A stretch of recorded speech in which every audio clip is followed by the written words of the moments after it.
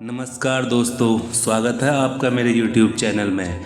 दोस्तों, आज की वीडियो में हम आपको अमरनाथ से जुड़ी अमर कथा के बारे में बताएंगे। दोस्तों, शिव पुराण में अमरनाथ की अमर कथा वहाँ से शुरू होती है जब माता पार्वती महादेव से पूछती है कि आप तो अजर अमर अविनाशी और अजन्मा हैं, न आपका कोई अंत है और ना ही प्रारंभ, लेकिन शिव के लिए शक्ति को ही बार बार जन्म क्यों लेना पड़ता है? हर बार उनको ही जन्म लेकर कठोर तप और परीक्षा क्यों देनी होती है? आपको पति स्वरूप में पाने के लिए कठोर तपस्या करनी पड़ती है। आपके अमर होने का रहस्य क्या है? माता पार्वती भगवान शंकर से अमरत्व का रहस्य जानने का हठ करने लगी तो माता पार्वती के इस हठ से महादेव विवश हो गए। तब उन्होंने माता पार्वती को अमर कथा सुनाने का निर्णय लिया। उन्होंने यह कथा सुनाने के लिए एक एकांत और शांत गुफा का चुनाव किया। वे अपने सभी प्रिय गणों, गणेश पुत्र और पंचतत्वों को त्याग कर माता पार्वती के साथ उस एकांत गुफा में चले गए। उस एकांत गुफा में भगवान भोलेनाथ ने अमर कथा सुनानी प्रारंभ की। महादेव पार्वती माता को कथा सुनाते तो माता पार्वती बीच बीच में हुंकार भरते रहते थे। इसका अर्थ था कि वह कथा ध्यान से सुन रहे हैं। कथा सुनते सुनते माता पार्वती सो गई। उस गुफा में एक तोता था जो उस कथा को सुन रहा था। जब माता पार्वती सो गई थी तो उस तोते ने कथा के बीच बीच में हुंकार भरना शुरू कर दिया।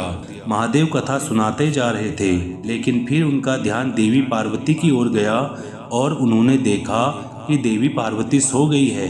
फिर उन्होंने सोचा कि जब पार्वती जी सो गई है तो कथा के बीच में हुंकार कौन भर रहा है? इस अमर कथा को और किसने सुन लिया होगा? तभी महादेव की नजर एक तोते पर गई, लेकिन वो तोता और कोई नहीं बल्कि सुख था।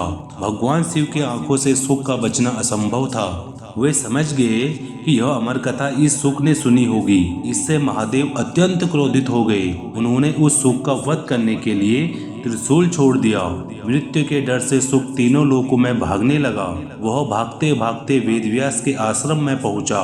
वहां पर उसने अपना लघु रूप धारण किया और वेदव्यास जी की पत्नी के मुख से होकर पेट में चला गया। वह उनके गर्भ में रह गया।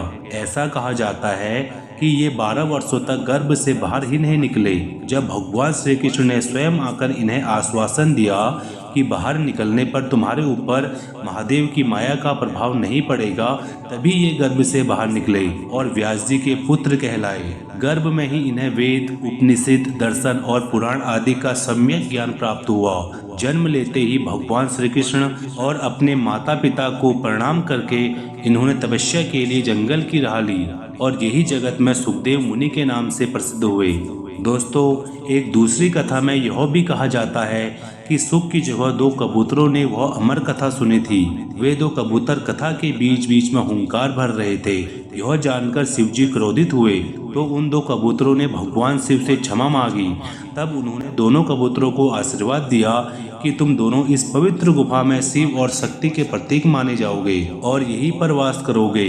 शिव भक्तों की मान्यता है कि अमरनाथ गुफा में आज भी वे कबूतर देखे जाते हैं। हर साल इस गुफा में हिम निर्मित शिवलिंग के दर्शन होते हैं। इसके दर्शन के लिए सावन महीने में भक्तों की भीड़ लगती है। इस गुफा तक पहुंचने की यात्रा ही अमरनाथ यात्रा के नाम से प्रसिद्ध है। सावन पूर्णिमा को अमरनाथ यात्रा का समापन होता है। तो दोस्तों, आपको यह वीडियो कैसी लगी कमेंट बॉक्स में ज़रूर बताना।